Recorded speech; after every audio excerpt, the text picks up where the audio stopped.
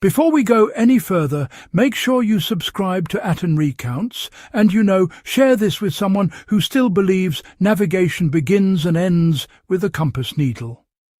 If you care about the forgotten skills that kept armies moving, sailors alive, and explorers on course when technology failed, you are in the right place. For centuries, history books have treated the compass as the backbone of navigation, as if people were helpless without it.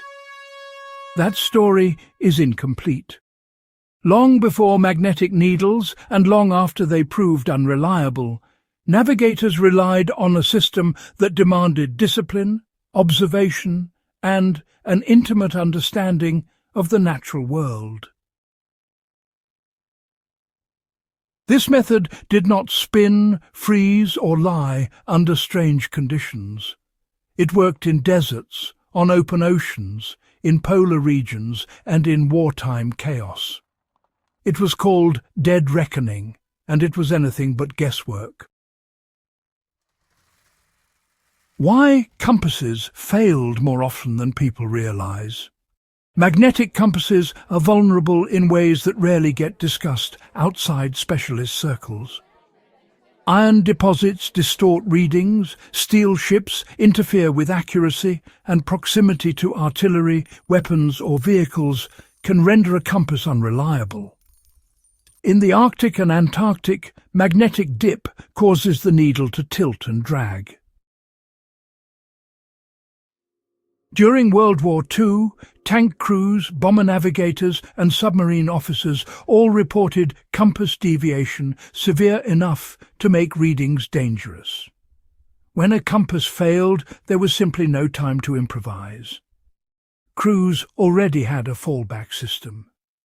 Dead reckoning was not just some emergency trick. It was standard training, drilled relentlessly because commanders knew, instruments could not be trusted in isolation. So, what dead reckoning actually was, beyond the oversimplified definition? Dead reckoning was the practice of calculating one's current position by starting from a known location and continuously tracking direction, speed, time, and environmental influence. It required constant updates, not just occasional checks. The navigator assumed nothing and verified everything through observation. This method relied on 3 pillars. First, maintaining a known heading using the sun, stars, wind direction, wave patterns or terrain alignment. Second, measuring distance travelled through pacing on land, estimated speed at sea, or time movement using known marching or sailing rates. Third, correcting for drift caused by wind, current, slope, or fatigue. The process never stopped. The moment attention lapsed, error accumulated. Open ocean dead reckoning was, brutally precise. Sailors would record their speed using a log line thrown overboard, counting knots as they slipped through a sailor's fingers over a timed interval. Time, back then, was kept using sand glasses long before accurate chronometers ever existed. Direction came from the sun by day and the stars by night, not through any sort of romantic stargazing, but by memorizing the exact rising and setting points.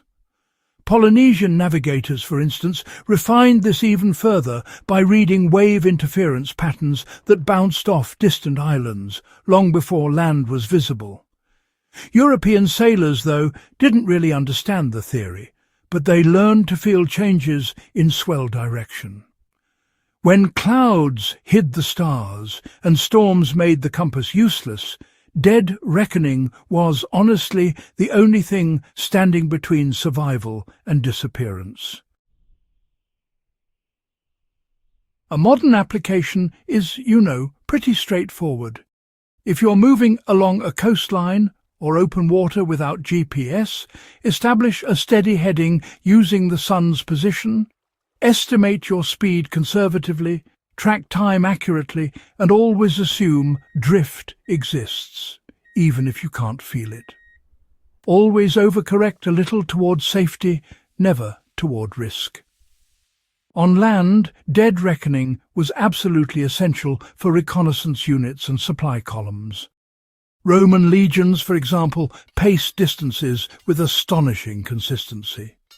Medieval armies would use terrain alignment, following ridge lines and river systems, while calculating march time between known landmarks.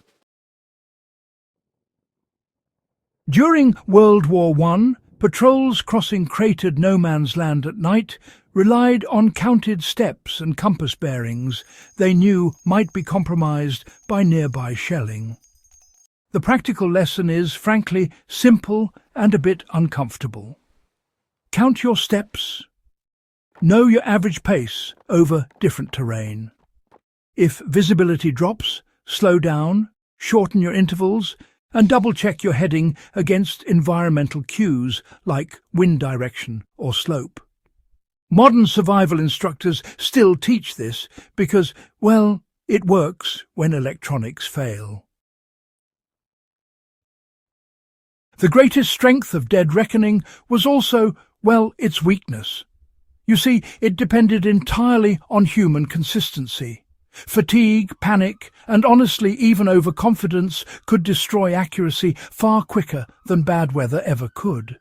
That's precisely why experienced navigators were, obsessive record keepers.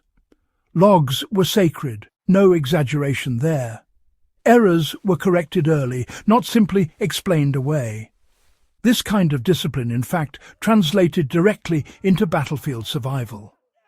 Submarine commanders, under depth charge attack, often lost their gyro compass function. Yet crews continued plotting their estimated position by speed and course changes, even under fire. Many survived because, in the end, they trusted the process over the instruments. You can apply this today by practicing deliberate tracking even when you have GPS. Estimate distance and direction first, then check against technology. Over time, your internal calibration improves. When devices fail, you're not starting from zero. Dead reckoning never disappeared. It evolved. Inertial navigation systems used in aircraft, missiles and spacecraft are dead reckoning at machine speed, calculating position through acceleration and time without external reference. When Apollo astronauts lost contact with Earth, onboard systems kept track of position using the same logic sailors used centuries earlier. The principle remains unchanged. If you know where you started, how fast you are moving, and in what direction, you can always know roughly where you are.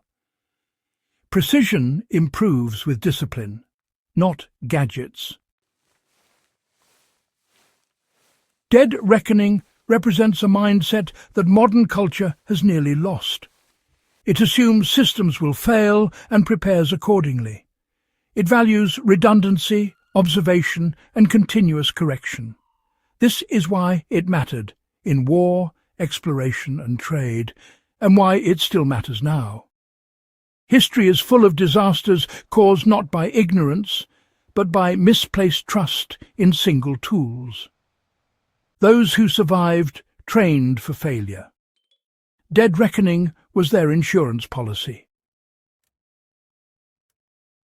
If this kind of forgotten knowledge matters to you, subscribe to Atten Recounts, share this with someone who still thinks navigation is just an app, and stay with us as we continue uncovering the overlooked systems that quietly shaped human survival and history.